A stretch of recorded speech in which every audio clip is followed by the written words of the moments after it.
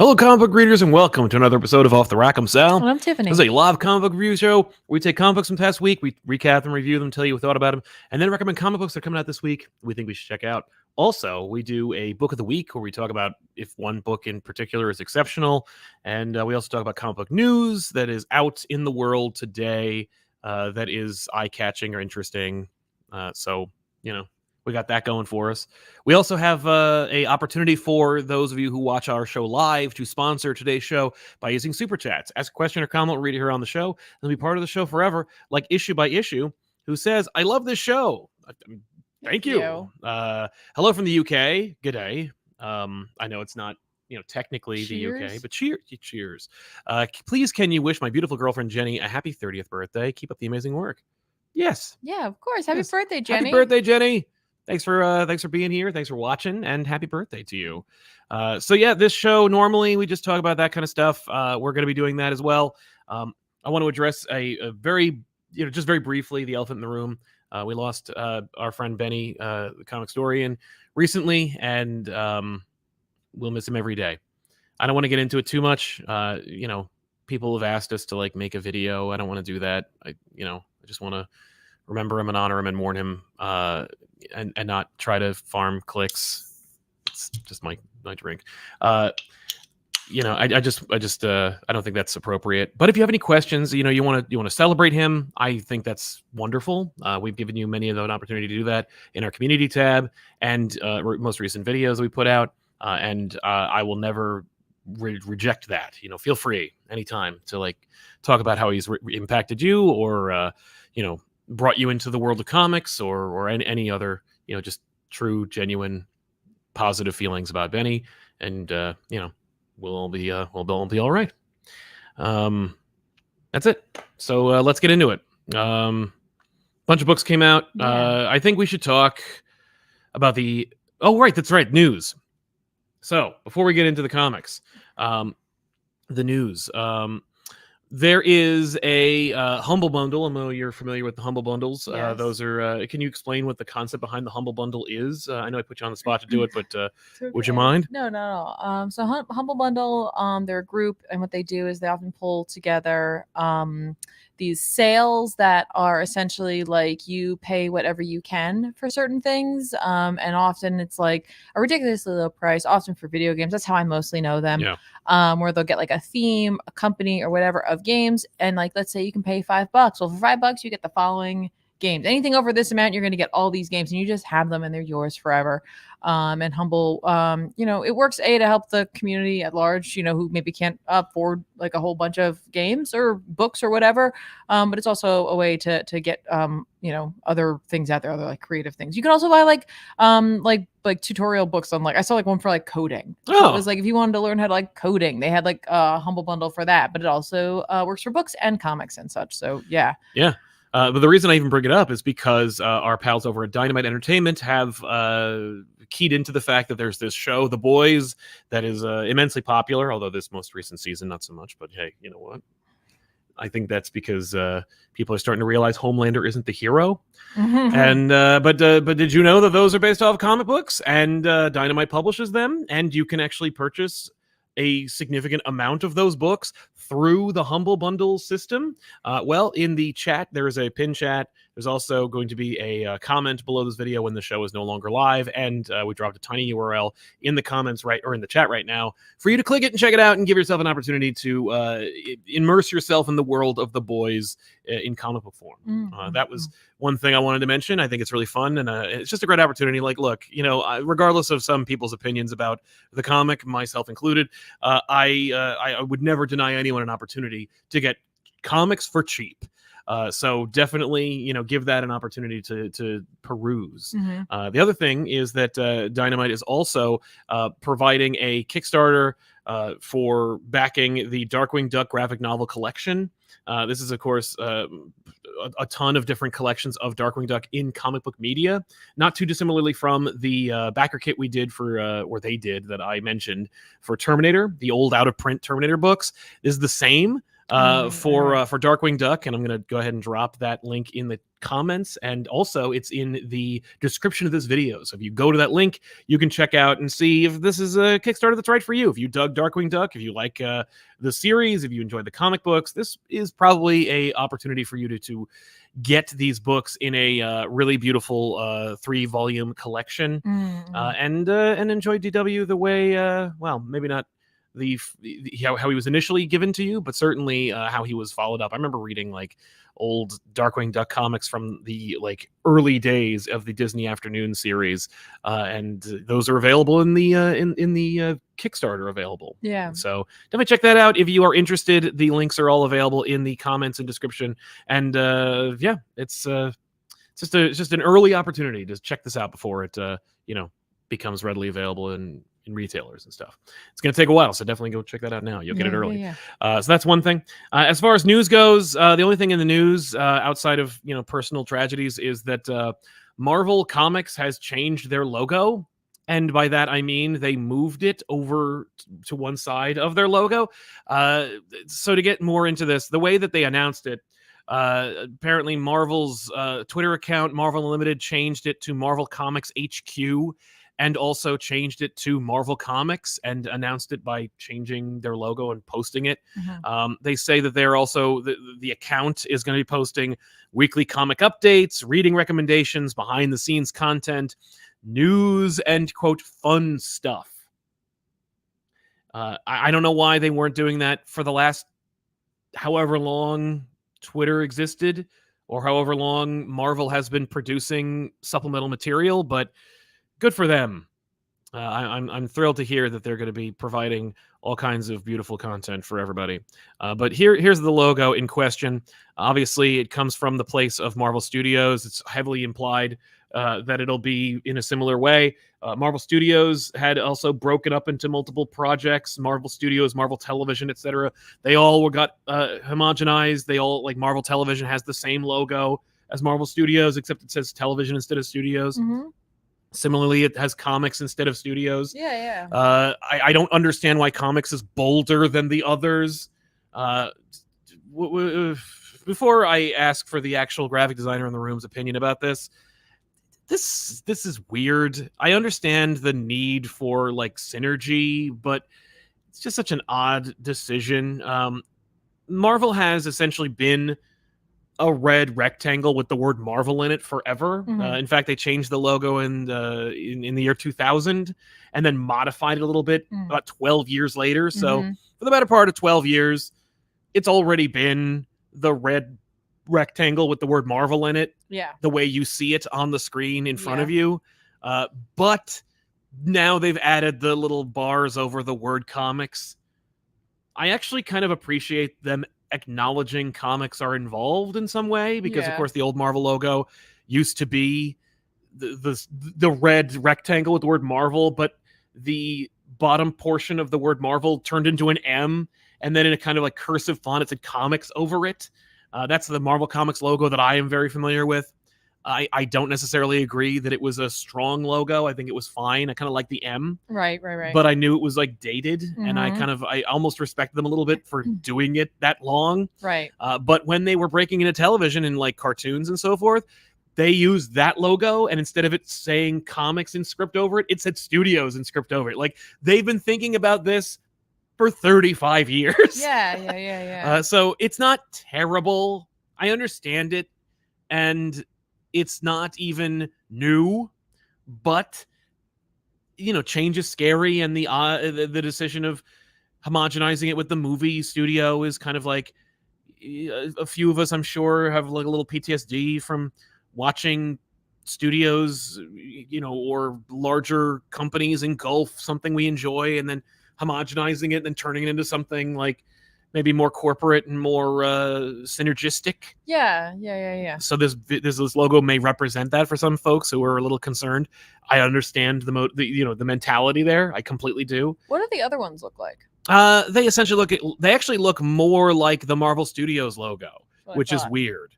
But I don't know why it's bold. You know what I mean? The Marvel Television logo is essentially the same thing. It's just,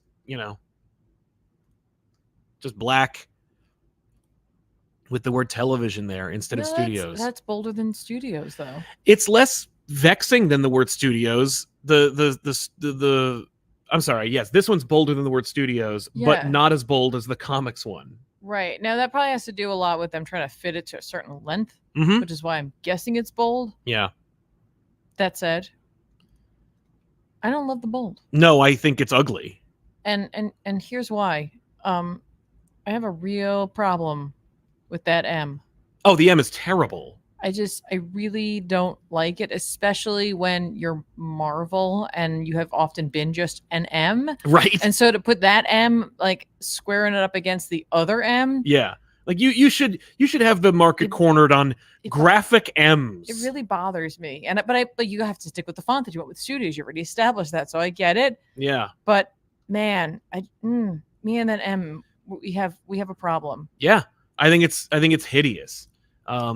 In terms of the M, in terms of the word comics, I don't necessarily hate the motivation behind it or even the execution. No. I actually I completely appreciate them wanting to, have brand identity across all the arms. I completely understand that and completely appreciate it. Yeah. But this ain't it. I'm sorry. No, they're gonna have to. I'm sorry, but the more I look at that M, the more I hate it. Yeah. No, it's terrible. Yeah, and and it's weird because it's not even in the same font family as studios. Yeah, I was looking at the S. It might be because sometimes when they I don't know. I don't know what this font is. I'd have to look it up later on to see if there's other font families associated with it. Because it's hard to tell from the other letters. Like the O and the S are your closest ones between studios and comics. And when you bold them, the creator of the font may have chosen to go that route. Yeah. But the fact that studios work so well because the main brand is Marvel and that's Marvel, bold. and then it's Marvel Studios, yes. right? Right. Marvel and comics, they're buying for your attention. Yes. There is no secondary there. No.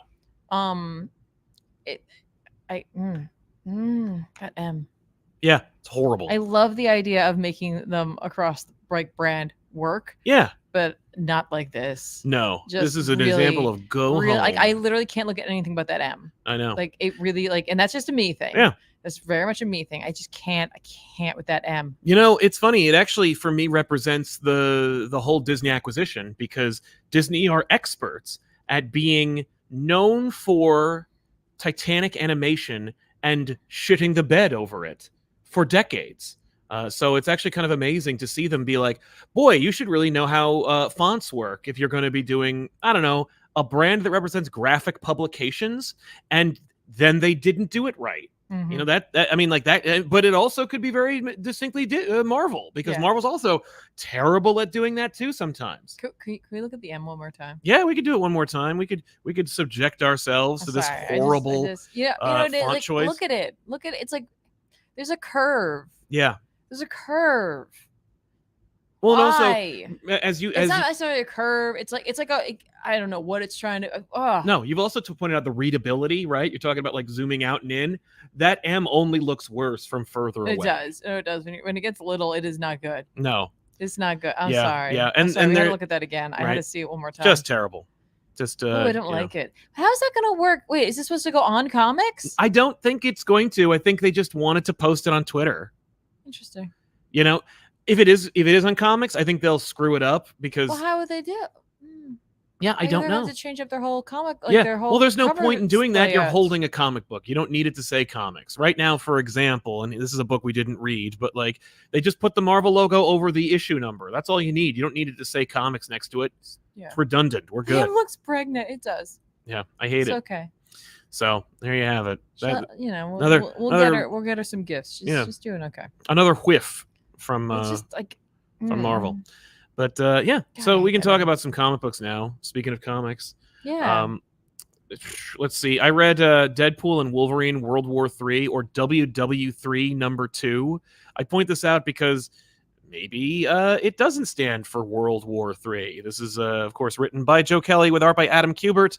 I've always said if you get a Kubert on your book, you're going to do fine. I should also have a little asterisk next to that says, and also give him plenty of time to draw it, because when he's under the gun, it doesn't hold water. And this is unfortunately a casualty of that. This book looks fantastic until Kubert clearly runs out of time. Then the book gets sloppy. Unfortunately, it's towards the crescendo of the action, and so that's a shame. When it hits great, and when it doesn't, it looks sloppy. But how's the writing, you ask? Well, it's fine. Joe Kelly is no slouch or stranger to either of these characters, in particular Deadpool, and the twist/execution of this era of Deadpool is interesting, to say the least. I was thinking about how maybe this could be like lost under the radar, but there aren't really that many Deadpool books out right now. And so if they're going to make a status quo shift for Deadpool, this is going to be the book to do it. This will be the highest profile Deadpool book of the year, given the release of Deadpool and Wolverine, the movie, right. which is on track to do very well. I remember us talking recently with another relative contemporary about the state of the movie industry and comic book movie industry in particular. And I think that while the days of expecting $1 billion are over, I do expect Deadpool and Wolverine to at least scrape against $1 billion. But anyway, that's a digression, and I don't mean to get off track. The Deadpool Wolverine WW3, it actually stands for Wade Wilson III. And that means that it's the third iteration of Wade Wilson. The idea being that Wade was offered an unignorable amount of money to meet with the people who created the character they created in the first issue that fought with Deadpool and Wolverine. And basically what they offered him was another opportunity to remake himself. And while Deadpool and Wolverine are both vestiges of governmental experimentation and torture and weapon manufacturing, and they both have a chip on their shoulders about it, Deadpool sought to hopefully use this, and that's kind of revealed throughout the issue, as an opportunity for him to rebrand, not metatextually. He doesn't go that far. He doesn't break the fourth wall in that regard, but rebrand himself and redeem himself a la Wolverine. Wolverine was nobody, and then he was turned into a savage killer, and because he had a mission and a point, and he had a redemptive arc, and he has now become a samurai and a hero and a father. And Deadpool's maybe if I put myself through some Wolverine shit, I'll become as good as I believe Wolverine is. Okay. So it's that's kind of an interesting interpretation of Deadpool and why he would subject himself to this kind of experimentation. And so that's the reveal. And that's the kind of, so it's Wade, the book is Deadpool Wolverine Wade Wilson III, or World War III, if you want to, give it a dual title. But technically it's WW3. Yeah. But yeah, I was that's a kind of fun reveal. It wasn't like a punch in the stomach. I wasn't whoa, what a shock. I was more that's what WW. That's cool. I get you. I'm kind of, I can see why people might be upset, but only insofar as people are upset more quickly and easily in multimedia for some reason. But that's the only reason why I would think people would get upset. But yeah, it's fine. The reading is fun, and the characters are consistent and interesting. Right. The plot itself is kind of not engaging enough for me to really care. But I'm still there. Right. And unfortunately, because Kubert's art, has its missteps throughout the issue, it's not as must see TV as I would hope. That's a shame. But I'm sure the third issue will shine. Okay. So that's a book. Mm-hmm. I guess I'll go. Why not? I'm going to talk. Well, unless you want to do super chats. Yeah, I think we have a few. Let's do that. The evil mathematician says, "Happy belated birthday." Thank you. Yes, my birthday was 16 days ago. Thank you very much for the belated birthday wishes. I appreciate it. Wow, that was really fast math for two non-math people. Well, when your birthday is June 1st, yeah, it's just subtracting one. That's true. Okay. Talali House says, "Crack a cocoon, Benny Potter." Yep. That's his old catchphrase. Thank you very much. When he would get a super chat, by the way. Yes. Red Hood 52, ComicPop Woo, Silent Tiffany. What are you two most excited for with the upcoming X lineup? Excited. I saw what you did there. Yeah. I don't want to take your thunder on X-Men, but I was looking at a Twitter post from an artist I respect and enjoy, and I like him as a person, Ryan Stegman. Yeah. He was posting more of his art of Cyclops and Psylocke doing some things. And while I am still a massive fan of Ryan Stegman and I love what he's doing, seeing the new design for Cyclops and just thinking about the state of Krakoa, I couldn't be less interested in what's happening with X-Men, and I will read probably 0 titles related Yeah, to the thread. I don't know. I think I haven't hidden the fact that I might be off the X train for a bit. You know, the Krakoan era has come to an end officially, Mhm. and you know, it's time for the next, like, you know, phase of their history and existence. And I think for a lot of folk, it'll align more with what they were looking for. So, you know, I wish you all Yeah. good readings. And we'll see. Like, maybe I'll check in every once in a while. But it so far, you know, like it could just be that it's like I really liked this. Yes. Maybe that's what I liked. Right. You know? Yeah. Like, maybe it was less about the X-Men and more about the friends we made along the way. No, I think you do love X-Men. It's just like I want to see them in very specific like circumstances. right. And I'm also like a big proponent of like just read what you like. Mhm. I mean, try new things. Try new things, but don't hate read and don't like sit in. Yeah, don't hate read. Continue to read things that like grab your interest. Exactly. You know, like try new stuff, and if it doesn't grab your interest, that's okay. Let it go. Yeah. Move on. Always try new things. But don't just continue to read something just because. Yeah, I'll probably pick up things here and we'll there. read the first issue or two. Yeah, and absolutely. And there's a bunch of titles that are coming out. I like the direction of Phoenix. I don't know if you've heard much about Phoenix, and I don't know how spoiled you want to be about it. I guess there's no real spoilers. It's more like a teaser, but Brevoort wants to make Phoenix a cosmic character. And so Phoenix is going to go into space and like, not like she's going to be a member of the Guardians, more like Jean / the Phoenix is going to be flying around fighting elder god beings like Galactus and stuff. Like that. Is there a whole trial for the Phoenix? There's been multiple trials for the Phoenix. Phoenix. In space? Certainly, yeah. Where the Phoenix, you know, wrought destruction? Yeah, absolutely. Okay. And now she's going to be doing other things. Okay. You know? just saying. So, yeah, but I was like, okay. And don't forget, you know, she and Cyclops are still together. So they're going to be able to like psychically hang out while she's doing other things that are not related to the X-Men. Yeah, and then they're going to continue to do it in this. So, you know, all right. So that's one book that I will give a look at. Certainly more than any of the main X-Men titles. Like because we do this show, I will read X-Men 1 and 2. Or the 2 X-Men titles, Uncanny and X-Men at adjectiveless. But I don't care. Like, I'm not going to be a regular reader of the X-Men. Right. At least that's how I feel. Well, yeah, you'll see. You'll have to wait and see. I mean, yeah, maybe it'll really grip me. I don't know. I do want to go back the show that we missed. Yes. Just really quickly, I just want to point out I did read X-Men 35. Right. And I think it would be appropriate for us to talk about it. We're really not going to get too into this because it's like that's like old history. Yeah. That happened. Right. Admittedly, I did not read the Claremont backup. Yeah, that's fine. I gotta tell you, the art for that was not my cup of tea. Mm-hmm. Wasn't my thing. Fair enough. For sure. Yeah, just but I did read the Al Ewing portion, the like Xavier stuff in the back. Yeah, like I read almost all of it. Yeah. I was trying to find the credits page. I see. This is a disaster. There it is. I found it. I've got it. I've got the credits page, everybody. Yeah, this was Uncanny X-Men number 700 or 35. And so we had Jerry Duggan, Al Ewing, and Kieran Gillen. Maybe I'm wrong that it was Claremont. Why did I think that? Where did I get that from? Anyway, yeah, this brought it to a close, like officially, even though for me, Powers of 10 did a really good job.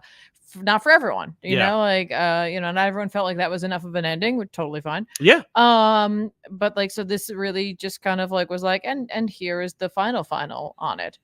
And I was like, okay. And, you know, no, I'm correct. Yeah. No. Okay. Yeah.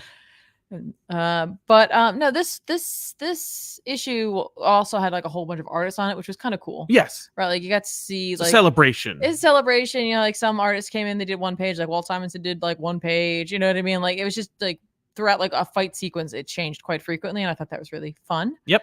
But this issue I realized was trying really hard instead of like leaving some things to maybe be dealt with later on, things that maybe we didn't necessarily care too much about or need to bring up. Yeah. Like it took something I thought they were going to leave. Yeah. For a while. Right. And just threw it in this issue. And then just was like, no, we're going to address it now. But then we're also going to put it back. Yeah. Oh. So it's like essentially like this did like a reboot in a way without like rebooting. Like Okay. people remember it for sure. Like everyone remembers Krakoa happened, Sure. right? But like we also like this issue did a whole lot of stuff. Right, like remember I was talking about the mutants who were left in the white hot room. Of and I was course, like, and you were like, and boy. Exodus was like, we'll remember you. Yeah, and hopefully one day, One maybe they'll do day, something and they're with like, that. no, actually, we're gonna deal with it right Oh, now. right now? Right now. And what we're gonna do with it is say that for them, 15 years has passed. What? And they show up and they figured it all out. I'm like, 15 years really isn't a lot of time. Mm-hmm. Like it seems like a lot of time, Right. but it's not a lot of time. Well, especially when in this era you had a thing like the Vault.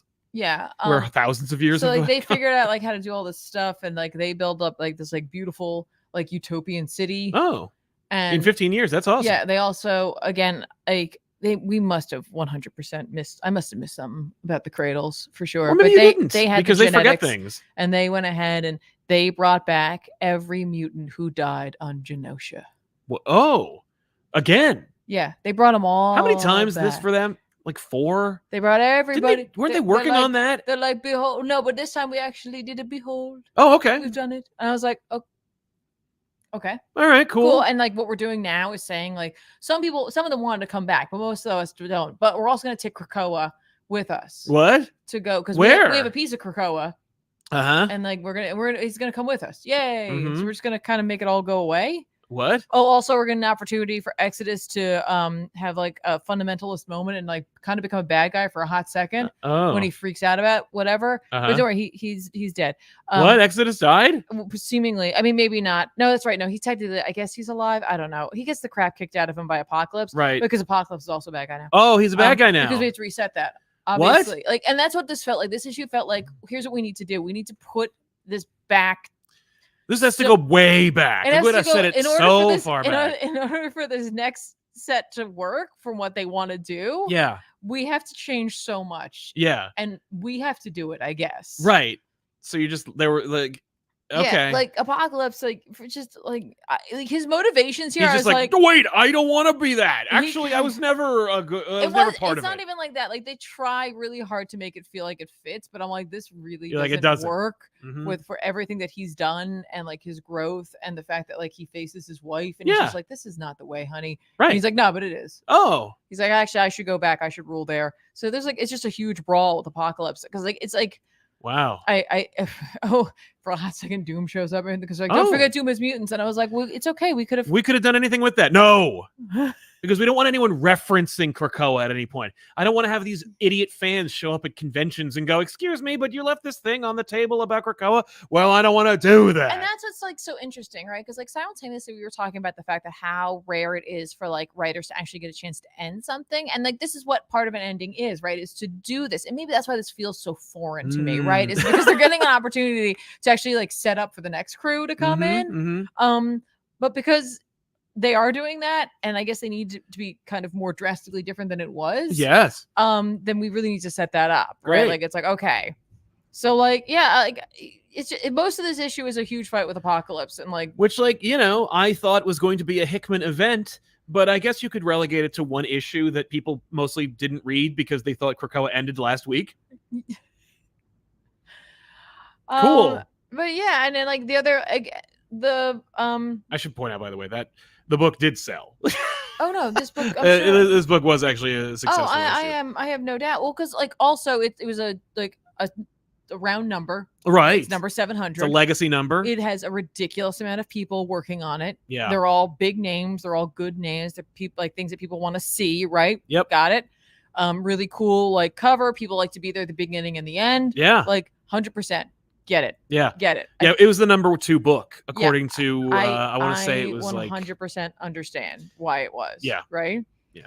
But like additionally, like part of this book is really it's interesting, right? Because it's like with those mutants returning. Yeah. Right? Like Kafka, the little boy who was like, we're the Quiet Council and we'll listen. And you're like, cool, I can't wait to see what this is going to turn into. Because I really thought that they were like just going to let this lie and do something way in the future or someone remembered it. And they were right? like, and no, instead of waiting to see it, you're going to see it right now. Here you go. So like he's like, I'm telling you, it says like it's 15 years, I think. Like I'm 99% sure they say it's been 15 years. And like I just feel like it's like not enough time for what they did, for what they've done, and for the fact that they're like, you know, like we don't know who the X-Men are. We don't know. And I'm like, what? No, it's been 15. What?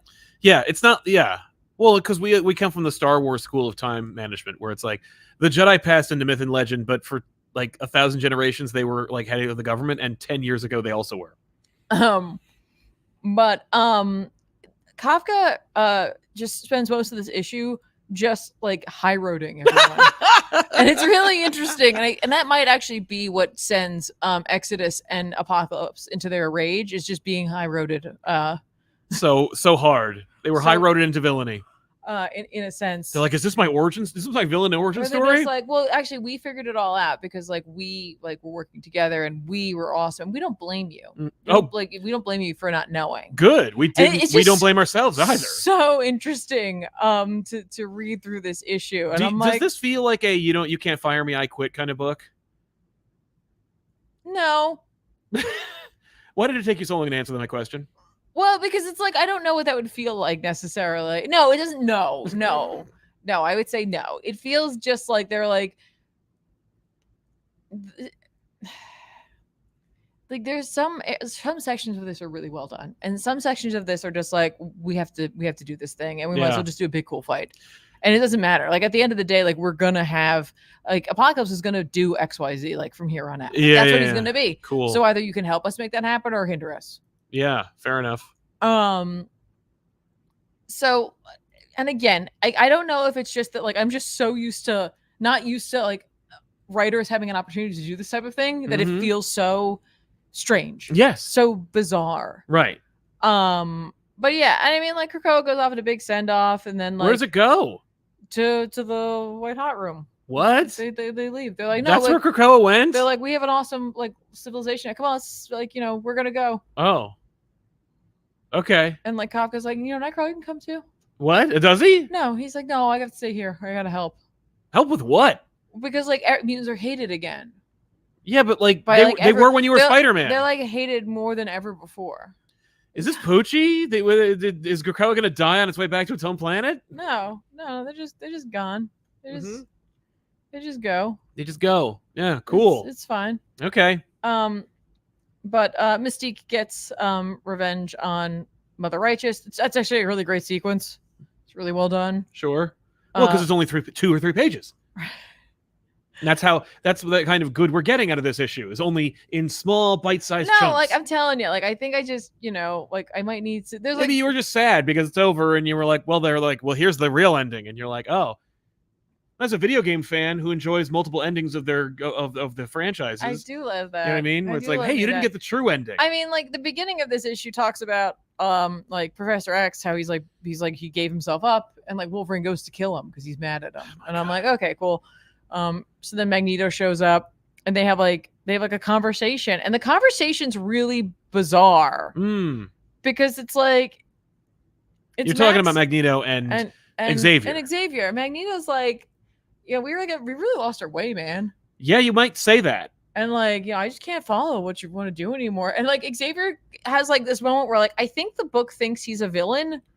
But like he's not like right, like they want to paint Xavier as like as Cyclops at the end of Avengers X-Men. He admits it, he is like he did bad things. He's like down for it. But like what he says is that he's like he laughs and he's like, what? And he's like, you. And like Moira, he doesn't say this, but like at the beginning of this book, think about like Xavier was acting bizarre, right? Yeah. For sure. We all knew that, right? But like he mentions, he's like, I gave up like so much of my ideals and who I am to make this happen. And you're gonna tell me that I'm the bad guy. At the end that like Charles Xavier was right. Like that's that like we should have done that the whole time. That like my original ideals were what we should have been doing. Right. And then Magneto, and I'm like, fair, Chuck. And then Magneto's like, it's like, it's so sad that's all that means so much for you to say. And it's like that's not. So this is High Road the book, where like literally Magneto's like, I pity you. Yeah. Yeah. That sucks. Yeah. Also, there's really like at this point they have to say that Xavier was a Skrull the whole time. Nah. Like they can't fix Xavier. They'll never be able to go back. There will never be, without a reboot, like a retcon strong enough to make Xavier like roll into the X office and go like, to me, my X-Men, and people will be like, okay, because at this point, no one is ever going to do that. Well, I mean, like, I think in comics, and listen, I'm sitting here with someone who's read comics for way longer than I have, so I'm about to say something, and it's probably been said before, or you're not going to agree with me. I don't know, but like, I feel like in comics, characters who have a really long running history are good. So good until they eventually become a villain. Like, you know what I mean? Inevitably, Yeah. like you're Charles Xavier.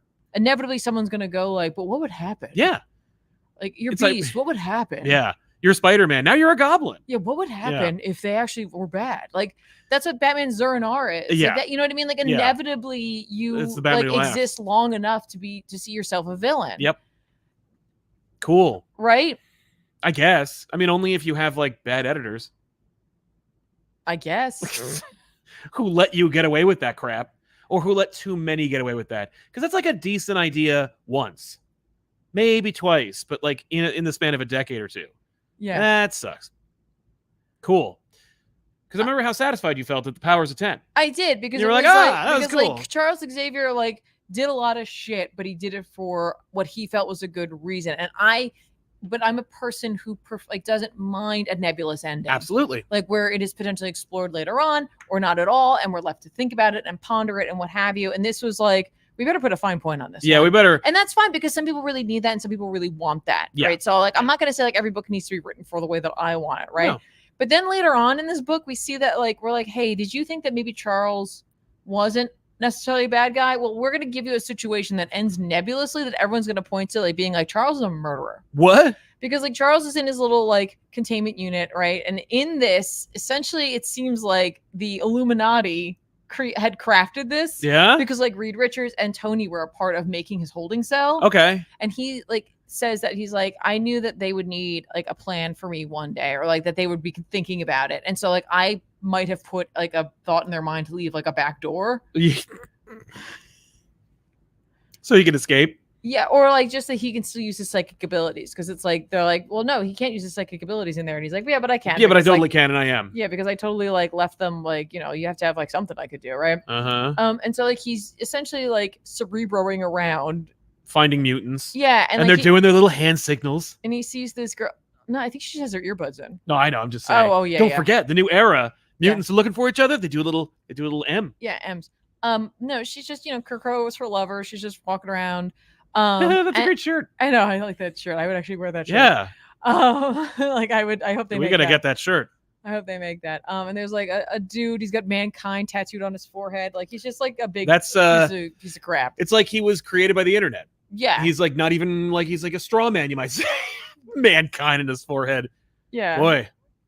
And Charles like puts a thought in his mind, because he has like a knife. Like he's clearly threatening her. It's not like there's like, oh yeah, he's got a knife. He's gonna kill this girl, and it's because she's a mutant. Yeah. I got know what's gonna happen here. And like Charles just like tells him like essentially to go to a top of a building. And now whether or not he tells him to jump or not, we don't know. No, he gives him the option. I'm sure. I guess everyone has a choice. The problem is choice.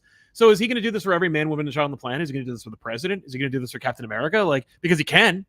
I mean, so it's like, no, but we closed the book. But he could also do this. Of course he can. And then what we see is like Charles, like in the last bit, like sitting in his little like dome, and like which looks totally different from the previous dome. We go to what's different artist interpretation. Yeah. We go to each a bunch of characters, and we see what they're doing, like, you know, like super like baby Cyclops. Yes, because Tom Brevoort says that he's in his early 20s.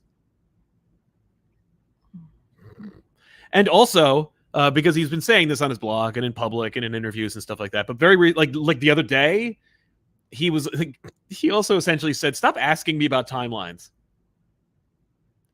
Like the answer is, who cares? The answer is just comic books, and it's made up and it's fiction. So shut up. And I have a feeling that's I'm like, you can't say he's also in his 20s and who cares. What will most keep me from reading the new series or jumping with both feet. You're gonna read it, but it's keeping me from like being like, hooray, let's get really excited. Let's get hyped after that crescendo. So we see like Xavier like check in with them, and like at each storyline they say something about like, to be my X-Men, essentially. Okay. So we kind of see where everybody is. Device, yeah. We see that Gambit and Rogue are like on their like Gambit's trying to call it a second honeymoon, Mhm. and she's trying to talk about work. Okay. Like, she's like, I feel like we should be doing something. He's like make a team. She's like, no, but we should be doing something. And he's like, Deadpool ruined our first honeymoon. Like, could we please? Could we please? Right? Yeah. Good for them. That's my post credits for them. Yay, they stayed together. We didn't kill them or break them up. I literally, like, if there's one thing that I can say that I didn't expect at the start of Krakoa, it would be that Rogue and Gambit survived. Yeah. Like with their Somehow. relationship intact to the end of it. And for that, I applaud them. Yeah. We see Kitty Pryde just wants to be like a normal person. She's a bartender. Wow, that's very interesting. And this is like, this one's really stretching it. She's like, her employer or a customer is doing a crossword puzzles. It's called X of words. Mm-hmm. You know, crosswords. And then the question is, Kate 13 across, Man of Steel. What does that sound like to you? And she says, to me, my ex. And then the other one goes, and the woman goes, men. That sucks. That sucks. We see Wolverine is back to being, you know, a solo character in his own books. Yeah, with wolves running around. It's like, I do this once in a while. And they don't care what Kamala Khan's doing. She's just they're like, somewhere. we'll show them a book, so whatever. Move on. Alex Summers. Who cares? Yeah, they're like, I don't know. We did everything with him, I guess. Like one time we had Eddie Brock slit his wrist in an alley, and then the next time that we saw him, it didn't matter. So like we're Marvel. You're welcome. Forge is like having a meltdown somewhere. Storm is doing like leadership things. Yep, because that's like, she's book. Like, you know, she's entering the world stage. I'm like, Storm has done that. She was the queen of Mars. So many times. So many times. What do you mean? Yeah, just and then we say that's why you told me that she was. I was like, yeah, no, Phoenix cool. is there, but she like has a conversation with him. You know. Yep. Cool. I don't care. And they just, you know. Yeah, I've zoned out. So, good. I mean, like, no. Yeah, right on. Oh, additionally, we see like Charles Xavier is in a coma. But wasn't he just doing stuff?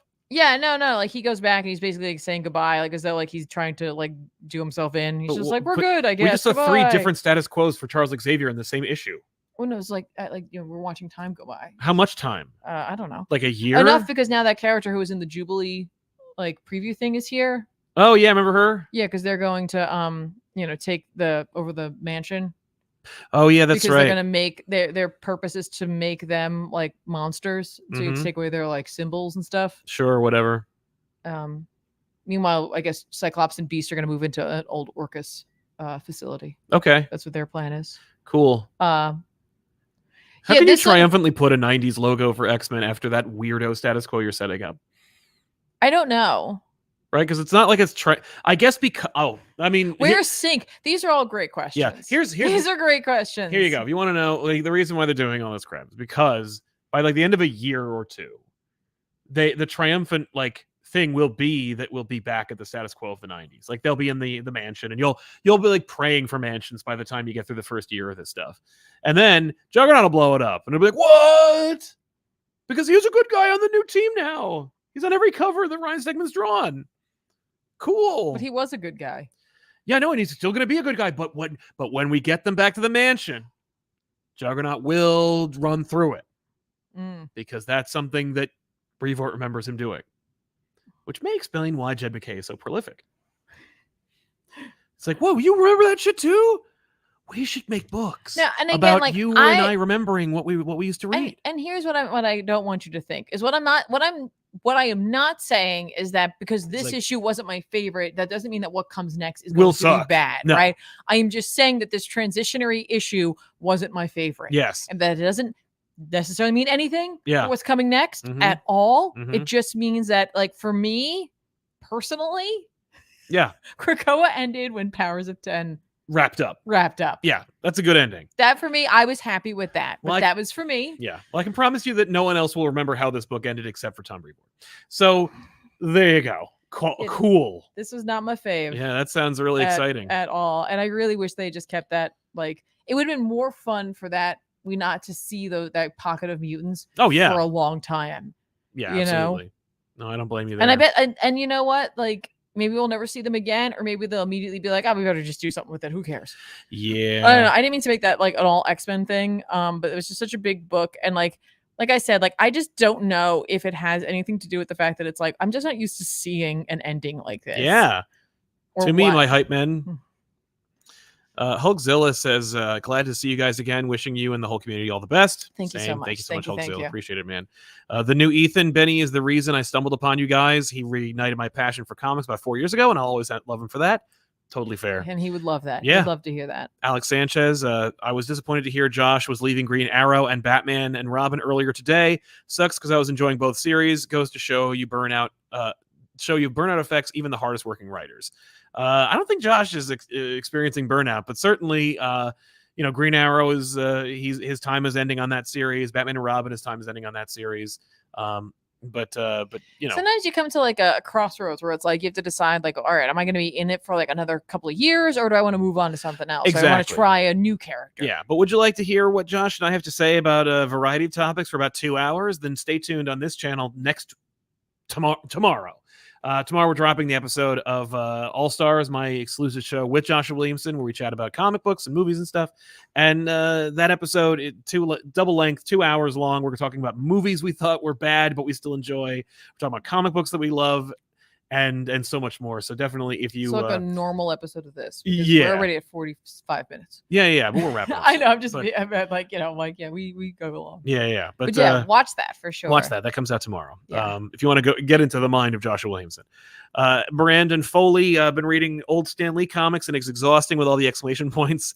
Has he ever explained his reason for never using a period? It's more exciting that way. It heightens the tension and excitement. I bet that's exactly. Well, that's how I end all my emails. Hayden Hamilton, y'all checking out the Nacellaverse or Nacelleverse. Biker Mice is getting a TV show and now a comic. Cool to see a universe and brand build up. Never even heard of it. I know the Biker Mice from Mars was a cartoon that was invented to capitalize on the action figure sales of the Ninja Turtles, but I don't know. Daniel Hospitales, guys, lots of love and hugs your way. Thanks for all the shows, podcasts, and hard work. Gets me through a lot of days. Glad to hear it. Thank you. Glad we could. Thank you. Chocobo Kid, great to see you two on a Monday. They become marvelous, magical Mondays. Nice alliteration. Stan to be very proud. A Secret Boss, miss you guys. Speaking of Kickstarter, what are your thoughts on the G.I. Joe Kickstarter? I don't really have many because I didn't really read a lot of G.I. Joe. Truth be told, I don't really read a lot of G.I. Joe now, but I especially don't read them. I didn't read them back in the day. I know Larry Hama is a celebrated genius who, basically defined the G.I. Joe, and I think that's what's being kickstarted, but yeah. It's lost on me. Lexa Power, hi guys, hope you're doing okay. Thank you very much. Is it okay if I ask what your favorite memory of Benny is? You, Benny, and Rob got me into comics. I'm glad we did. We worked very hard on doing it for 10 years. I don't necessarily have like a favorite memory because like I cherish all of them now. Yeah. But I loved I liked so much about Benny and we did a lot of fun stuff together, and we had a lot of like great projects that were like, in the works or that we did and then never did any more of. I loved working with him, but I loved being with him and, walking around at Chicago C2E2 this year. He and his brother and I got lost throughout that city like multiple times, and I was annoyed. I was very annoyed with him for doing all this, like for getting us lost. But I would love to get lost with him again. Rami Darwish, the M triggered my OCD. Welcome back, guys. Yeah, that Marvel M. Woof. Do you want to share a favorite memory as well? Yeah, I did, but we can move on. No, go ahead. I'm very like of the same mindset with Sal, where it's like I don't really have a favorite at this point. Like anyone that like my brain is willing to like conjure for me is a good one. Whether it be trying to convince Benny he didn't need to buy 3 statues. Yes. From like Sideshow. Because I would often end up there with him and he'd be like, what do you think? And I'll be like, don't get it for yourself. Yes. Well, which one do you like the best? Yeah, I'm just gonna get them all. Like, don't do that. Or it being, I think I shared this recently. But like I remember New York Comic Con years and years ago, we had a weekly poll panel. Yeah. And initially like the person who had organized it like got like this big panel room. Yeah. And they like let some folks in, and it was just like it was not a lot. And like Benny had come to the table being like, we're probably not gonna fill the room, so it's fine. So he saw what was there and he's like, all right. Yeah, we got like a dozen people. Yeah, well, he's like, all right, we're just gonna make the best of it. It's gonna be fun, whatever. And like the person, helping to run the panel, for New York Comic Con was like, oh, Should we let everybody in? Yeah, should we let everyone else in? They're like, he's like, what? And he's like, oh no, the lines like are wrapped around.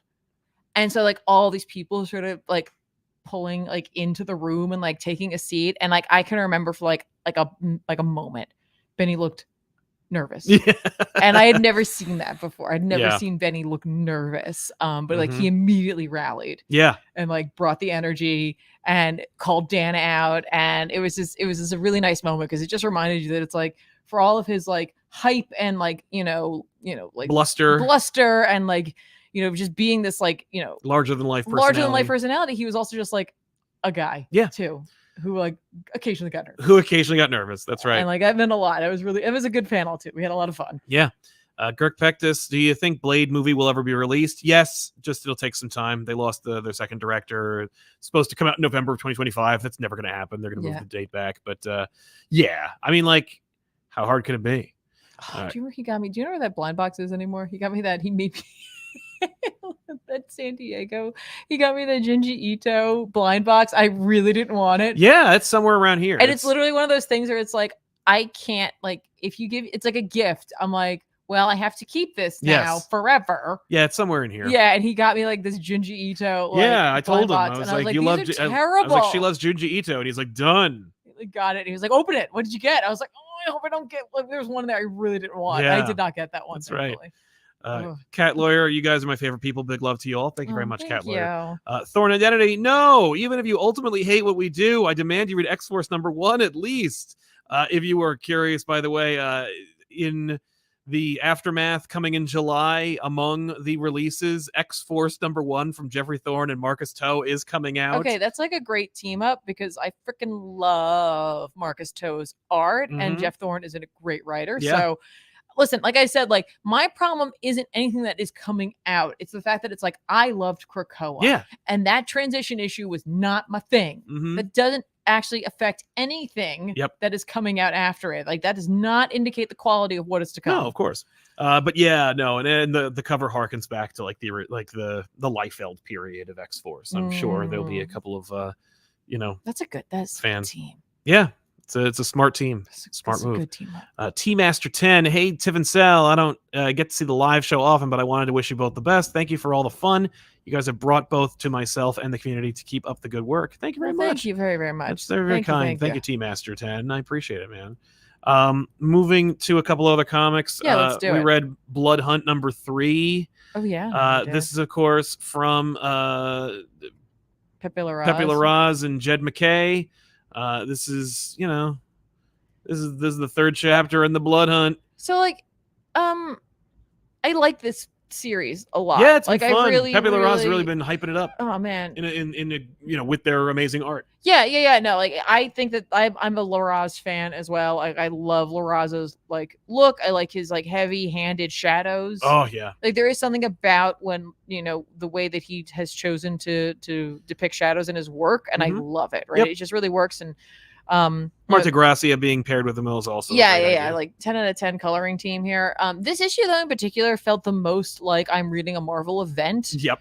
In a while for me. Like this was like filled with like lines in it to try and make you go read other books in such a way that I was like, I think this is like kind of like charming, but also frustrating. Yes. Because it was like really just a section of it that did that. And it was a section where I was like, could we not? Yeah. Don't need that for sure. I don't care for it, and I don't want it. Yeah. I heard a rumor that one of the fallouts from the last two issues of Blood Hunt is going to carry over into this character status quo from here on out for a while. That Miles Morales will remain a vampire. I know what you're talking about. Okay, can we talk about what is my elephant in the room? Do you know what my elephant in the room is with this book? I couldn't imagine. Okay, so Miles Morales, he's a vampire. Last issue, he immediately attacks everyone. Oh yeah, and then in this issue, he's still attacking anyone. Clea uses Crimson Bandit Sidetrack, and I'm like, hooray! They bind him. That's a spell we all know. Like, let's all get behind that. And then she's like, Steven, help me out here. So in his astral form, he utilizes the Eye of Agamotto to have Miles regain his ability to think. And I'm like, wait. You tell him. So wait, we can stop vampires from being bad guys Well, I'm with the Eye of Agamotto. I'm just saying, why wasn't the first person you tried that on yourself? Right. Yeah. Or Black Panther or the world. Now, maybe in Doctor Strange they'll explain this. Maybe. Which I could see Jed doing. 100%. Sure.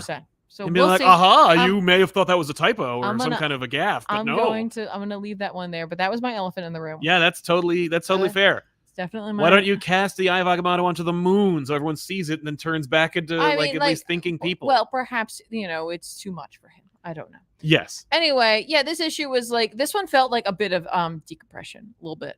Yeah. Little bit, right? Yes. Like yeah. Yeah, it's not. By the way, he's not cured of his vampirism. No. He just has his mind. Yeah, about Miles him. is a vampire. He's a vampire, but like also like Blade was. But also like I'm still Miles Morales now. Like I can think and like I don't have like Blade's voice in my head commanding me to do things anymore. We've cut that off, right? And I'm like, great. Yeah. Do that for the wizard in the corner. Yeah. What a frustrating status quo that must be if it does remain for Miles Morales fans. Where it's like, man, I'm here to read about Miles Morales being Spider-Man and also a vampire too. Like, what a dumb idea. Yeah, no, this issue also like gave us an opportunity for like Blade's daughter to find out that she has to kill her father. She makes a lot of goofy faces, but they're all genuine and real. I was just like, yeah. Well, they're kind of the faces I was making a little bit in this issue. Well, reading it, yes. Miles Jubilee Morales, yes. Yeah. And then like immediately all the adults in the room start like blustering and saying things that doesn't really matter, like in order to like give enough time for her to run away. Yes. And then Miles Miles and Dracula can go on an adventure together, which is like a sentence I never thought I'd say. Yeah. And I'm not interested. But now, yes. I'm only interested They're running into their own tie-in. I kind of love the idea of like Miles having to deal with Dracula. That's kind of funny. Yeah. But otherwise, the rest of this book spends a lot of time telling you where you'll be able to read other things, and whether that be mentioning the fact that Tigra and Hunter's Moon need Clea to send them someplace so that they can raise an army, but they need one other, only for them to repeat it one more time. And when we see them, panel, when we see that panel, the one other is cast in shadow. So you got to pick up the new issue of whatever the hell that tie-in is to find out what that one other is, if you care. It's Moon Knight, obviously. What? No, I mean like that's the book. Yeah, that's the book you got to read. Yeah, cool. No, who knows? So you can find out who that one other is. Who's that one other? And then Cap gives an inspirational speech that's like, all right, he's read that, he's said that 1,000 times. Whatever. Like I'm always down. Always down for a Captain America inspirational speech. I'm here for it. Yeah, please give it here. Yeah, it felt like it read well. I didn't have a problem with it necessarily, but the feeling of it being, this was essentially, it was like a free comic book day issue where they're like, look at all of the Blood Hunt comics you could buy. Yeah, and you'll need to in order to understand or be interested in whatever all these characters are doing. Yeah, 100%. The beginning of this is interesting because it's like, oh no, something about like Miles, and then right at the end they're like, and here's the thing that actually needed to happen, which is like Blade gets called out and he brings his team with him so that the Avengers can deal with him, and also he calls forth the Temple of the First Blasphemy, and you're like, all right, that was what needed to happen. I'm like, I don't even know what that is, but like it was just like this issue was just kind of like it was very event, right? Yeah. Like how many like classic like Marvel events have you read where this has happened? Yeah. I mean, too many, unfortunately. But most of them were like annuals. Midnight Suns and all of that. Like when all those books came together, and like there's like those moments where like everybody's in a room and they're all yelling ideas at themselves, and then they're like, okay, now me and my group are going to go do this thing. Okay, well, us and our group are going to go do that thing. Yeah, you can go read those things in these other books, and yes, then we'll come together later and do something. That's what this felt like. Is that bad? No, not necessarily. It's just funny because how much I noticed it in this issue. Yes.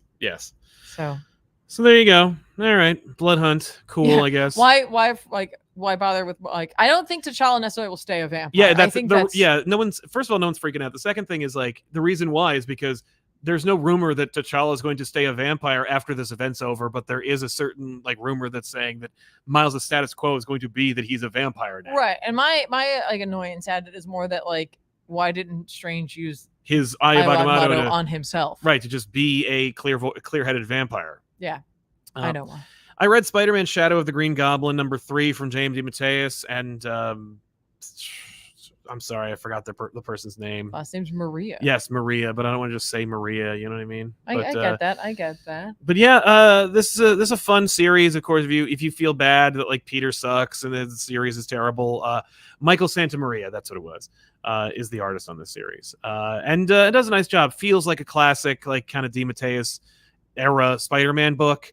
But it's a flashback series. It's a retcon book. It's about the Proto Goblin being under the thrall of Emily Osborn, who's looking to get revenge against her husband Norman Osborn, all pre-goblined by kidnapping Harry and then murdering Norman. And and also Harry and Gwen are dating, and Peter hasn't met them yet, so only Spider-Man has met them. Like, there's a lot of like fun retconning and stuff like that in there, but it's all DeMatteis working within his own continuity, basically, or within his own stuff, and it's neat. It's a neat idea, and it's a fun series, and everyone behaves the way they're supposed to behave, and they make normal, rational human decisions, which is unlike most of the Amazing Spider-Man series to this point. If you're looking for a version of Peter that actually also is talking about this book from the vantage point of the future, but it might not actually be even the present. It's because he makes a reference to like characters that are dead, and I'm like, what? Like Aunt May, and I'm like, is this a book? Is he talking to Ben Reilly or something? Like, what's happening? Right. But maybe that'll be a reveal. I do love on that cover, they do like the classic like webs and people in them, and a person in shadow with a question mark on them. Yeah. Someone in the comments asked who the person in purple is. Yeah, they're not in this yet. I think it's the Green Goblin. The idea is like, because the Green Goblin isn't in this, but Norman Osborn is the Green Goblin. But we need to get some goblins in there. So what are we going to do?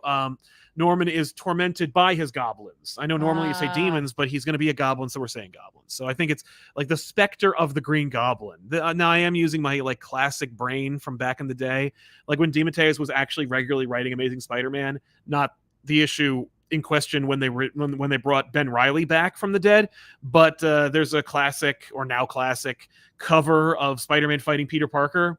And that was like a teaser poster that was throughout everywhere. It was just like, what is it? Spider-Man versus Peter Parker?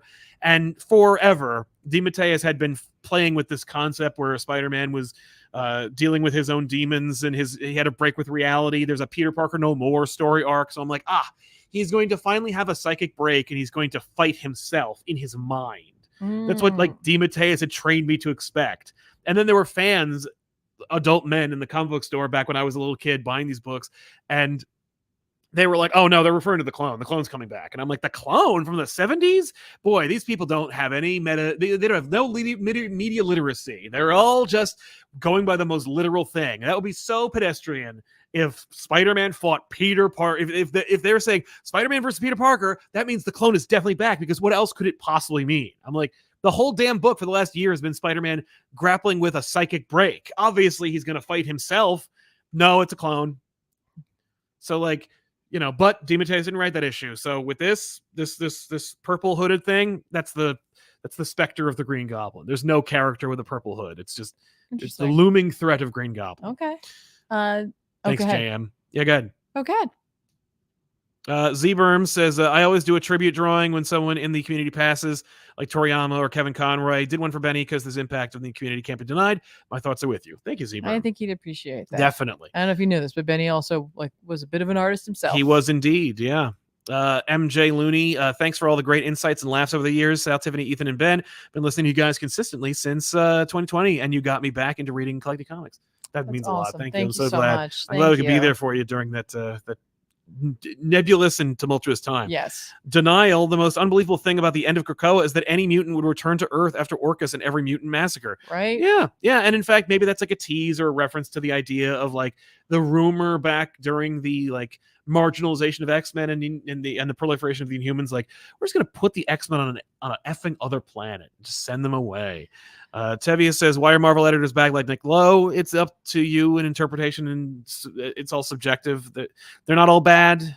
Nikki T, if anything, Cyclops is younger than Spider-Man because he and the 05 were teenagers when they first met him. Peter was also a teenager. Peter was 15 when they first met him. So they are all the same age. In fact, Tom Brevoort, I think, has said that Peter and Cyclops are the same age. And they're right. He's right. they're 35. Matt Fisher, after watching the FF, I'd like to know more about Torben Ray. All hail Ben. Yeah, I don't know. I can't tell you anything about him because Ben made him up in his own mind. We'll have to write a backstory for Exactly. Girk Pectus, have you seen Love Lies Bleeding the Death by Snoo Gangster movie? No. It's great. I like Heir to the Apocalypse, but weird way to start the new X-Men era. Yeah, we didn't read it, but yeah, I did not read it. thank you. The Milkman, much love to you all. Love that Iman Vellani wrote Ms. Marvel to fight an evil version of herself with the MCU light powers. Nice. Yeah. Yes, that's right. I remember them saying that. That's fun. Paul Williams, is the ComicPop PO address still the same? Yes, it is. Dex Baker, we read Saga Volume 1 for Comic Book Club last weekend. It's nowhere near as good without Tiffany explaining it and Ben crying. Next we have Marvels and East of West. Hey, East all of great West choices. is great. Yeah. Ooh. Yeah.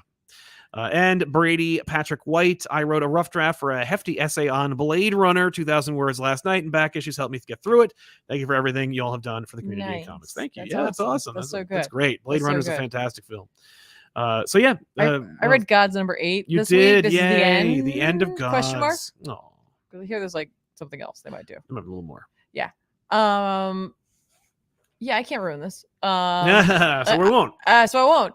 I got to tell you, I can't wait to read this in a trade. Oh, sure. Like for real, because this one opened up and like for a second I was like, did I read issue 7? And I was like, no, I did. Yeah. No, it's just like issue 7 was like the Silent Hill 2 between Silent Hill 1 and 3. It was like its own thing. Little story. It was like its own little story though, and like it carries over in this. But yeah, no, this was a great issue. This is okay. You know how for like what I was just telling you about my like opinion on like finality versus like nebulousness. Yeah. I don't always want nebulousness, right? No. But I often am okay with it, right? And I will tell you guys, if you were looking for like finality, issue 8 is not this. Oh no. And that's fine. I loved it. I loved it so much. Like we are literally left on a cliffhanger. Mm-hmm. Like Wynn has a choice to make, and we don't know what it is at end of book. And I'm like, that's cool. I love it. I really enjoyed this trip. Even once I like realized I was like, okay, I'm not supposed to know what's going on, and then there's an explanation for why I don't know what's going on. It's so good. Yeah. Time travel is involved. So kind of. That's cool. Kind of magical time travel. I really enjoyed this. Nice. I think Rob and I from Comics Explained have two different interpretations of this. Certainly. But before I ever talk to him about it again, I need to read it as a trade overall. But he and I just have different takes on some of this stuff in particular, like the magic of it all and the way people write it. Yeah. We know that. Yeah, this was I really enjoyed this. I think Skeety did some really great work on it. Mm-hmm. In fact, if you follow him on social media, you'll know that let's see if I can pull up the actual message that he put out there. But there's a page in this book where he is specifically referencing two things. Yeah. How do I spell his name? Here it is. Yay. I'm even greater than I thought I was. And one of which is like something I adore. Mm-hmm. Yeah, there it is. Okay, now let me find a page and I'll show you, Sal. At the very least, you'll know what I'm talking about. It's actually the beginning of the book. Cool. It's the very first page. And so like in the very first page, there's like this pose of like it's like Wynn and what looks like an old Doctor Strange. Okay. Right. Cool. And you're like, what is this? And I was like, immediately, I was like, Is that General Strange? No. It's just an old man Strange. Okay. But like he's referencing an art piece. I don't know necessarily. Yeah. And he is referencing Evangelion. What? And I was like, you're like, wow, you're even cooler than I thought you were. I was like, this book is so good. I love this so much. And if you know Evangelion, you know what they're referencing. You know sure. You know it. You know it. That's awesome. But yeah, Skeety really doing, in my opinion, some of his best work here. Mm-hmm. I really have enjoyed a lot of their recent stuff throughout the Age of Krakoa. Yeah. But this book for me, I really thought was really just top notch, top tier work, top tier quality art. And just paired with Hickman, I thought it was just a really great duo who really complemented one another. So I really enjoyed this, and I can't wait to have it in trade. Nice. If you know, you know. Mm-hmm. Yeah. Mm-hmm, mm-hmm. We also read Batman Gotham by Gaslight, The Kryptonian Age #1 from Andy Diggle and Leandro Fernandez.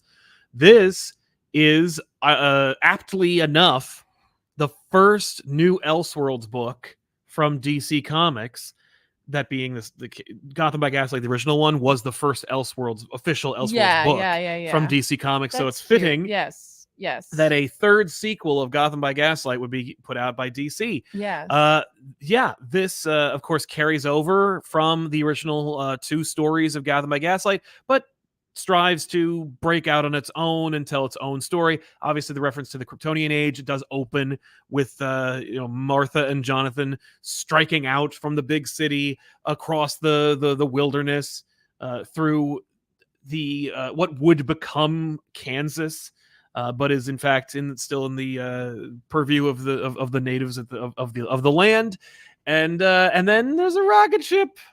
But we don't see the rocket ship. We just see like something happens, and then we go to Gotham, and some time has passed, and there's some artifacts from what they're referring to as the Kryptonian Age that Wayne has in his possession, and of course Selena Kyle is introduced. I don't remember if she's in the sequel or if she's just introduced in this one, but she's a benefactor of women of ill repute, as is referenced in the book itself, and she protects those women, and also thieves as Catwoman, and Batman is also apparently referenced.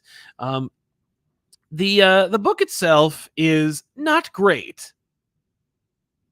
I want this, and I support and encourage Elseworlds to exist, and I think that a concept like Gotham by Gaslight being threequelized and introducing Superman is a fantastic concept, and I'm disappointed that this was the team they chose to do it. It's fine, and it does read a little older, and I don't mean that it reads maturely or it reads for an older audience. I mean it reads like it came from the early 2000s or late 90s, but not in a charming way. It's more in a disappointingly amateurish way. I was disappointed by the writing, and the art did not support or surpass the writing. No, I think, okay, I'm gonna come clean about our discussion earlier. Yeah. Yes.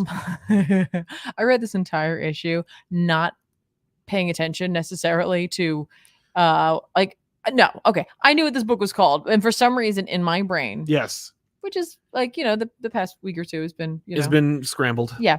For sure. I, for some reason, got it in my head that this was a sequel or a prequel to the Doom that came to Gotham, and I was like, I don't understand how this works at all. Because they're both Batman in the 1800s or the early 19th century. But like, I was so delighted by the idea of like adding Superman to that mythos. I was like, okay, but let's see where this goes. All right, all right. Maybe there's a prequel, and I don't understand. But like, then they introduced Talia. Yeah, and I was like, wait a minute, that's not. But then she die? Well, I'm like, that's not right. And then he's like, wait, you're thinking of this. And I was like, you know what? I'm 1,000 because I think about that book probably more than I should. And that was probably more wishful thinking than anything else, because I really, really like that horrible, terrible world. Yes. Though they liked it so much they made an effing movie about it, and it was like slavishly devoted to it. I guess really what I wanted to do was return to it. Yeah. So yeah, but overall, like, I think I have to reread it, not thinking about that. Thinking that it's something else. Yeah, it's just I've heard, like, I've seen some pitches for this world, and I've seen some pitches for Elseworlds that are coming out, and I'm not like that have not yet been made, but rather what DC is promising will be Elseworlds. I mean, and I'm excited for them, but this is all right. To back myself up a little bit more, think about the idea of like what that type of horror is, and it's cosmic horror, and then you have super, like, what I mean? There's so much. I know there. The concept of a Superman and the Doom to come to Gotham, and I was like, great. I was like, I can't. All right, I'm like, I don't know how we're getting there, and I'm like, okay, sure, we're really focusing on Batman, but that's weird. But okay, here we go. Yeah, no, I mean, if they did like Superman, the Doom that came to Metropolis, that'd be really cool. Right? Okay. But you'd have to get Mignola, but I was like, I have to come clean about this because it was just so funny to me the more I thought about it. Well, because it's funny that there are two friggin' 19th century Batmen. And they're similarly dressed. Really needed to. Yeah. No, no one can blame you for that. I think you can. It's okay. There's one more book Yes. if you're done with this. Yeah, Like, I'm feel done free. with this. I didn't hate it, but I don't know if I didn't hate it because I was kept waiting for. Yeah, no, it's just it wasn't you know. Yeah. You know, you're going to be relaunching you're going to be relaunching a brand. You got to go strong. Yeah. And yeah, like, listen, the chat's already going ham on this. Yeah, Superman punching Cthulhu, Brainiac being a mind flayer, brilliant. Yeah, it writes itself. I agree. He's a genius. Anyway, go well, ahead. I mean, like, you could make it like, instead of like, you know, there's always like a cult, there's always Yes. that, but like you make it surrounded around like the cult of L or something Yeah, like that. the Like, cult of there's Krypton. Yeah, no, I know. something there. And it wasn't like, And not like the and like something killed Krypton. And what was it? Well, obviously it was a cosmic horror. Yeah, it was Brainiac, but Brainiac's a Cthulhu. You know. Yeah. And his skull ship is just a skull with tentacles, like, yeah. And then Superman goes through it, and there's a man inside, and like it takes the idea of like Cthulhu. We interpret it as an animal, but like no, it's a ship. You know what I mean? Sure. Yeah. Anyway, Yeah. Anyway, the other other book I read this week was Ultimate X-Men #4 by Peach Momoko. Yeah, I mean, listen, what do you want? Yeah, you're like, I love it, and it's great, and you know. I feel like I don't have much to add beyond that. That's fair. Except that, like, admittedly speaking, I love this book so much. I do think that people are going to get more out of it when it's collected. That said, if you're buying it month to month, keep doing that. Keep supporting this book 100% if that's something you want to do. If you're a person who wants to go back and start reading it now, go grab it. You'd be able to read There's only 4 issues. 1 through 4 right now altogether. But I do think that this is going to read really, really strongly as a trade. Yes. And it's reading strongly for me as singles, but I think about it like collected, and I'm like, ooh. Oh, that's going to read really well. It's going to be real good. It'll read like a manga, so yeah. There is that. But I will say the breakdowns are more Western comics. Oh, no. Like, yeah, that's what I do like about Peach or Momoko-san, is that she really manages to like hybridize and like combine the like Western like panel page layout sensibilities with her decidedly very unique styling. I think that she's really adept at doing that for certain. But yeah, I mean, she's also really masterful at creating like really intense mystery. Like, we just keep adding layers to it. Like, it keeps feeling like we're learning something or characters are growing, and then you realize that like we still don't know. Like, you're like, what is happening? Mm-hmm. And I love that. But we're starting to see a little bit more powers being utilized. And in this issue in particular, there is this moment in which like Armor's powers come forth. And have they yet called her Armor? No, I'm calling her Armor. I know everyone's calling her Armor, but I'm like, oh man. Well, in the like the description, it's Hisako Ichiki, and in the like in parentheses like Armor. Oh, you know what I mean? So the book is embraced referring to it as that. But yeah, that like Hisako is caught using her powers, and there's a bunch of like girls there or students there, and they all taking videos of it. Right. And so her classmate May utilizes her abilities and like fries everyone's phones. Oh, cool. But she misses one and inevitably gets posted and all it's going viral. Yeah. So we have like, now there's that. Now we have another element to it. Like, we still like haven't figured out like the deaths of all these like classmates, but now we have this other thing too. And like, I really like her sensibilities for this. Additionally, every time that one of these comes out, I really enjoy the last page of the book, which gives you a lot of like context or like information, cultural maybe context. Yeah, and like this one really did that. It really focused on Hisako's bike and explained a whole lot about it, and not only like why she would pick this bike, but like what it was, what the markings mean, what this is, and the fact that it's like this is actually a really easy bike to ride, and it's why like a motorcycle, I should say, and it's why like a lot of younger riders would choose to like ride this, and like her jacket is her mom's back when her dad, because this is her dad's bike. It was really like just world building, not necessary at all to read the book, but just nice, you know. It's just that it's this type of stuff that makes you realize how much Peach Momoko knows about the world she's crafting. And it makes me just feel all the more safe with her like telling us this story. Taking the reins. Do you think if you were to collect this, you would put all the context pages, because the context pages are referring to specifically references that happen in each issue? Would you make them the ends of each chapter / issue, I or would you put all the context I'd pages probably together put at the them end, all like an together appendices at section? the end. Okay. Yeah. Because you'll see that a lot in manga. Like I know in my Yes. Sailor Moon manga, there's like stuff in the back where it's like, here are some words or here are some things that this is what they're actually referring to, and it's all in the back. Cool. But yeah, I love her lexicon stuff in the back. I think It's great. so phenomenal. It's a great issue. Like I said, I look forward to this being collected. I hope they give this like a nice treatment. I hope so like too. I'm sure they're gonna do like a standard trade, but I kind of hope a small one. They should make a small one, but I really would. Again, with her Western layouts, I don't know how it's gonna work necessarily. I actually would prefer is like just a nice like hardcover. Yeah, I'm a hardcover fan. I'm sure she would too. I'm a hardcover girly. Yeah. I should point out before we get to our book of the week, I forgot to mention an actual news story that came out. Oh, sure. That I had on my list, but I just forgot to mention. In an unprecedented, or rather precedented, but for these times unprecedented period, Teenage Mutant Ninja Turtles #1, which I gave a little preview for in the last episode with Jason Aaron. Yeah, right. the relaunch of the Turtles title. Yeah. It received 300,000 orders ahead of its July 24th release date. Ninja Turtles is just blowing up in comic form, and I'm so happy to see that and say that. In fact, like in the most recent like announcements of like the top books of the week, you know, obviously Ultimate's #1 was #1, but Ninja Turtles Alpha was #9. Wow. Written by Jason Aaron for the most part. So like, you know, there's an expectation there, and there's an excitement in the air for people. And not to be outdone, by the way, Space Ghost from David Pepose, #2, the second issue was like #9.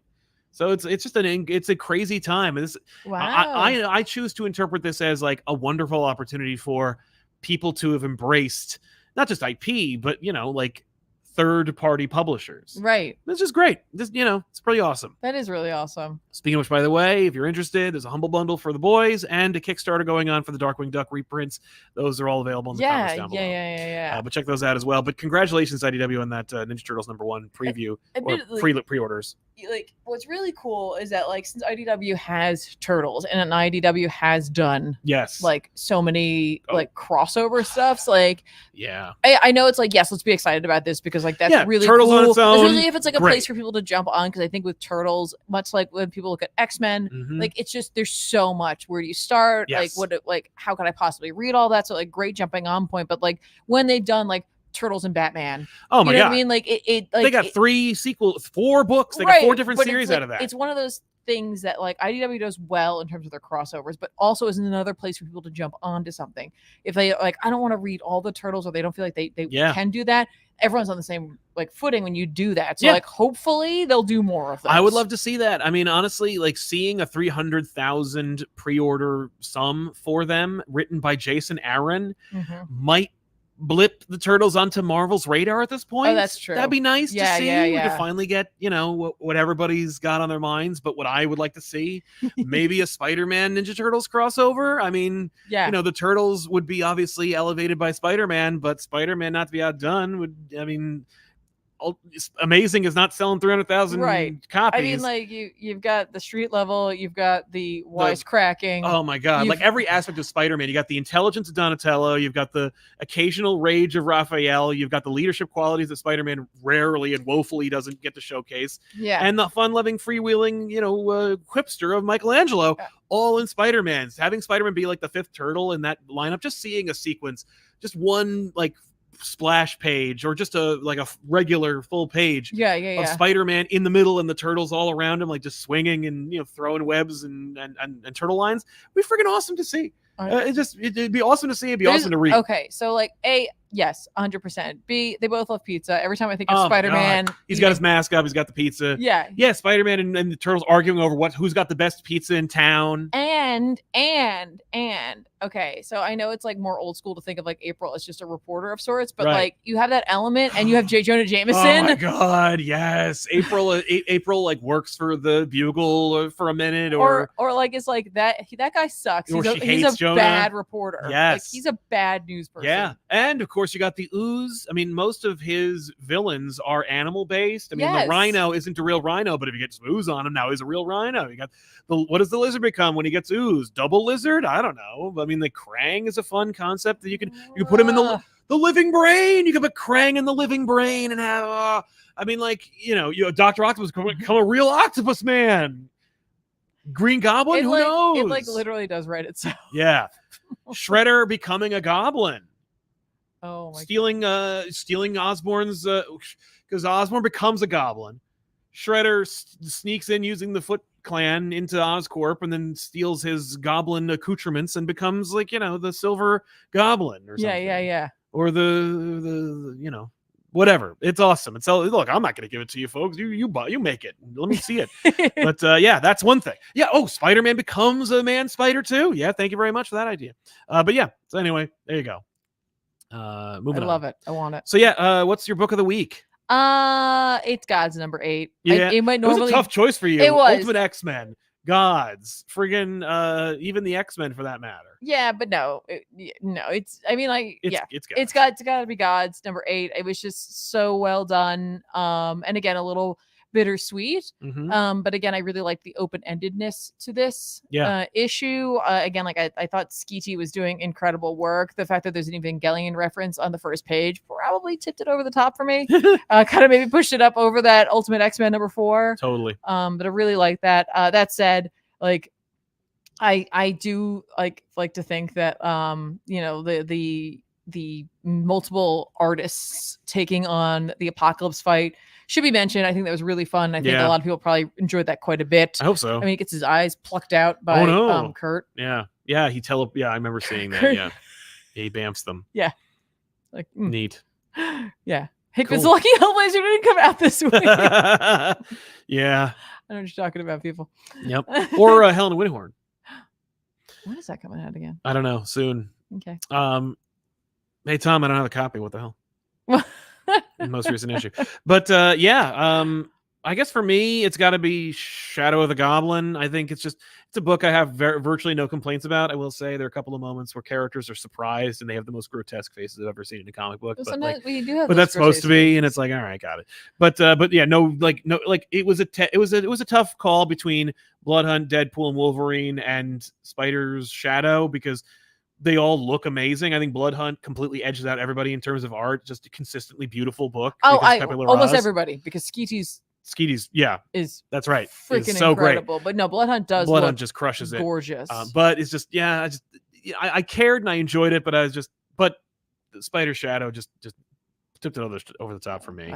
Shadow of the Green Goblin, I should say. Totally get that. So somebody in the chat wrote like Kraven hunting the turtles. Oh my God. Kraven hunting the turtles is just a book. But yes, like I would love to see that. That's the open it, right? Well, that's Kraven hunting the turtles. That's if they go to their universe. Like if they're in the Turtles universe. You got to go DC Marvel, like classic old school where they're just they've existed in the universe the whole time. Okay. No interdimensional portals. Okay. Just we've never bumped into each other until now.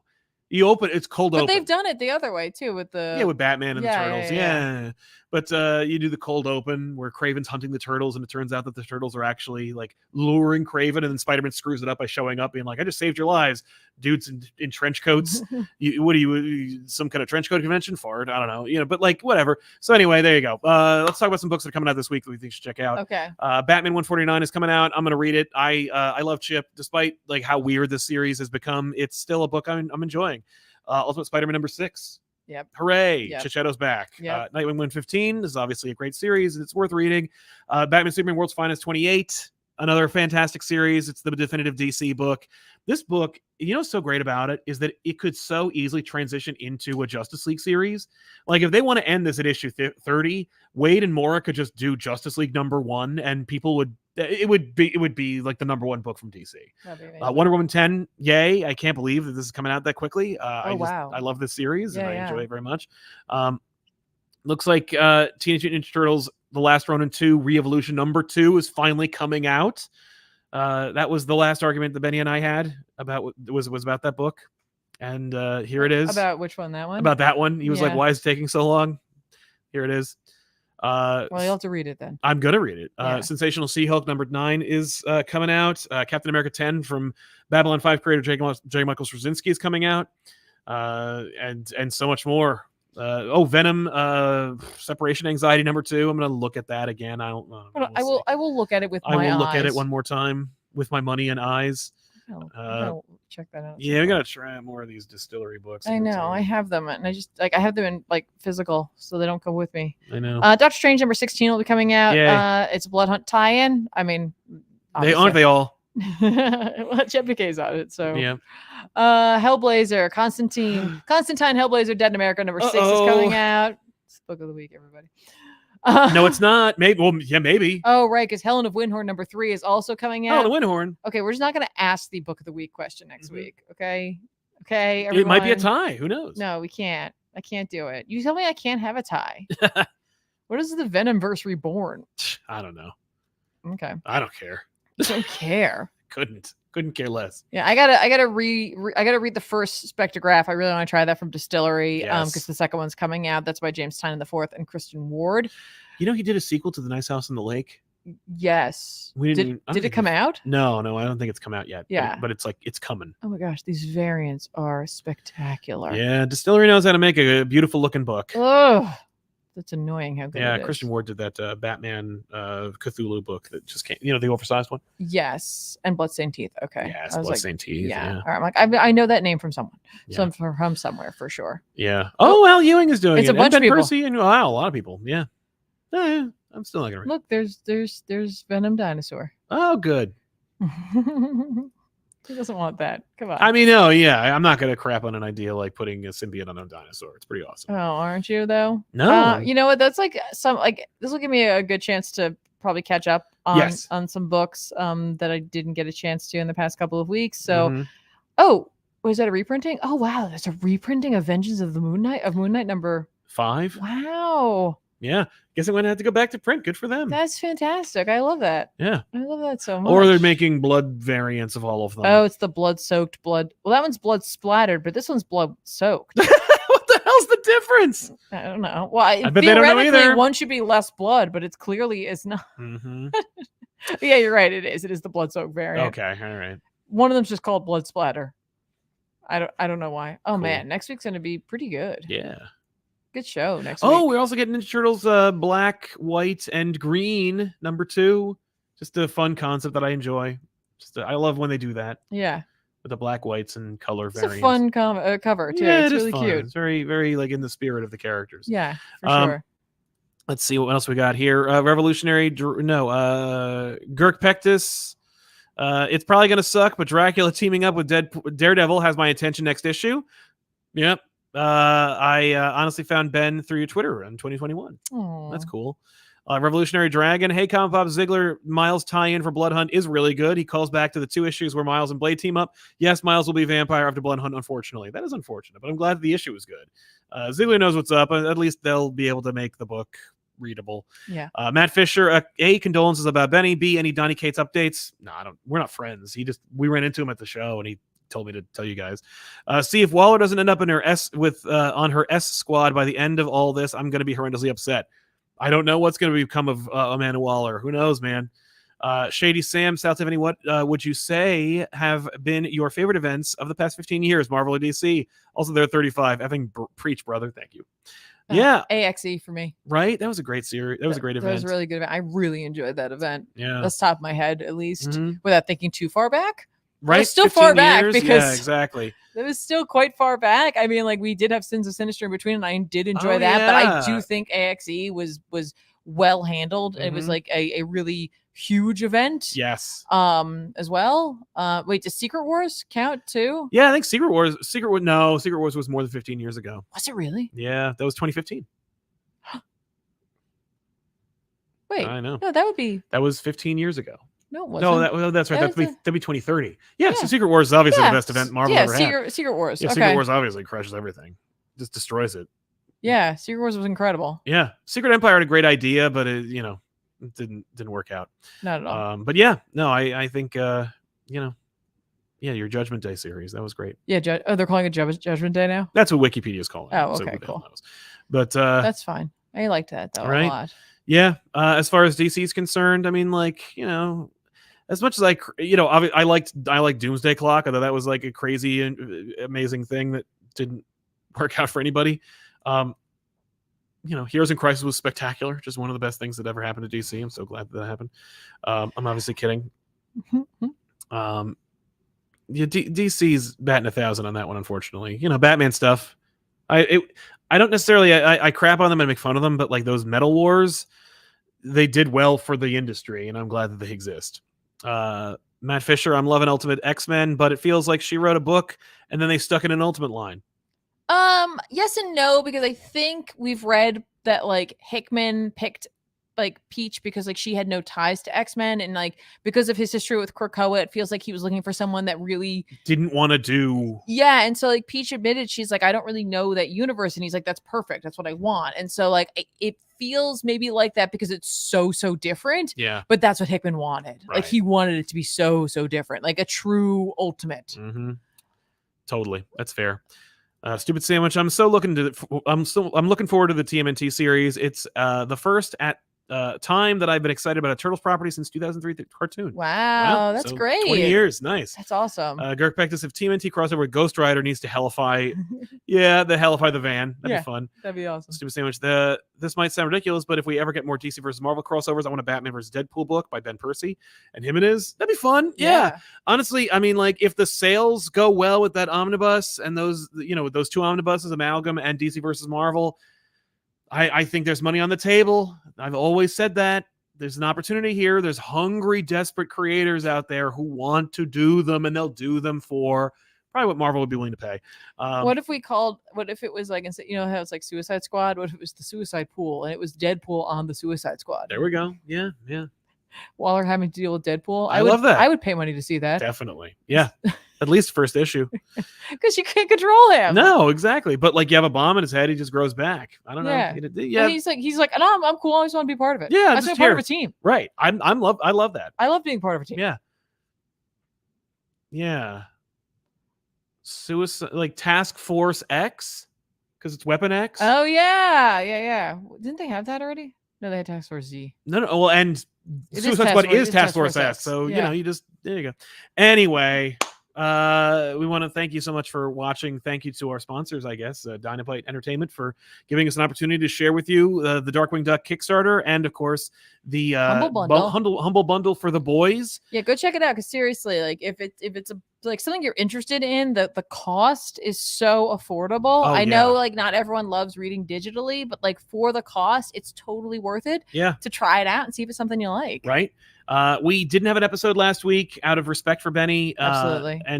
But like, this is what we do, and I wanted to make sure that we were back and giving you guys an opportunity to talk about comics and be here. And it's healthy for us to try and like get back into our lives, but it's just nice to be around the community. And it's really great. You guys are a refreshing, positive force. It does help. Are very lucky to have you, and we do appreciate you and your comments and of course helping to remember him, and like all of like we wish all of like his family and his friends, his colleagues, everybody that we knew, just and like know some peace in this time. Like seriously. Yeah.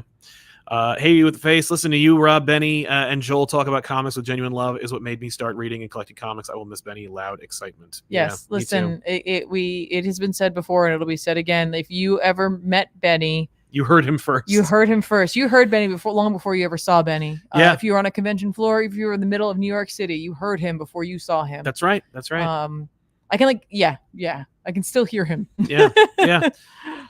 He inspired me. He goaded me. He encouraged me, and I'll have to rely on his memory to do that from now on.